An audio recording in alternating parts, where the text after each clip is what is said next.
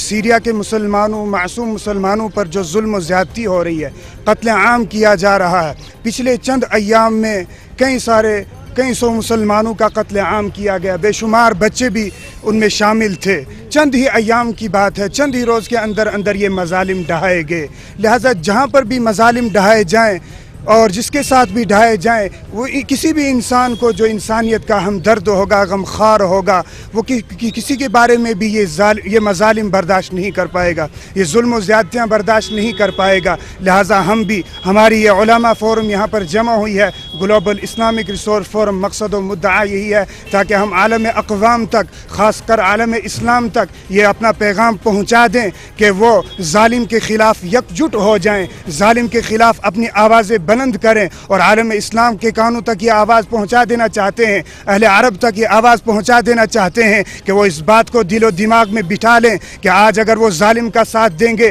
तो कल जालिम उसको बख्श देगा नहीं। उसे ये मिसाल याद रखनी चाहिए, कुतिलतु यौम कुतिल अस्सौरुल अब्यज़, उसे ये मिसाल याद रखना चाहिए अहले अरब को कि जैसे एक बैल ने अपने दुश्मनों के साथ दोस्ती कर ली थी तो उसको कत्ल कर दिया गया, और जो ही वो कत्ल कर दिया गया जो उसका साथ देता था, तो जिसने दोस्ती की एक दिन उसको भी कत्ल कर दिया गया, उस पर भी मजालिम के पहाड़ तोड़ डाले गए। लिहाजा किसी को भी ये बात याद रखनी चाहिए, हर एक को अपने दिलो दिमाग में ये बात बिठा लेनी चाहिए कि अगर हम किसी जालिम का साथ देंगे तो हम उस जालिम के शिकंजे से महफूज रह पाएंगे, हम उस जालिम के जुल्म से बच पाएंगे। हरगिज़ ऐसा नहीं हो सकता। और पूरी दुनिया के मुसलमानों तक ये बात पहुँचाना चाहता हूँ कि हदीस पाक में आया है कि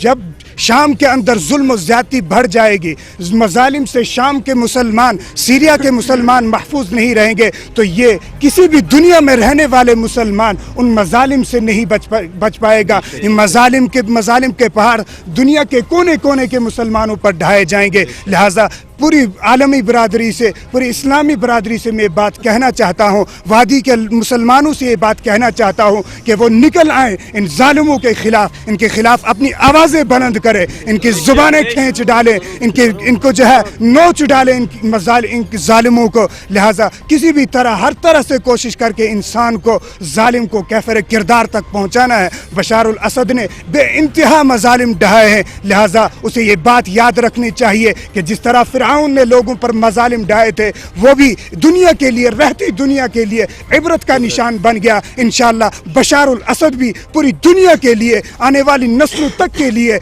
इबरत का निशान बन जाएगा।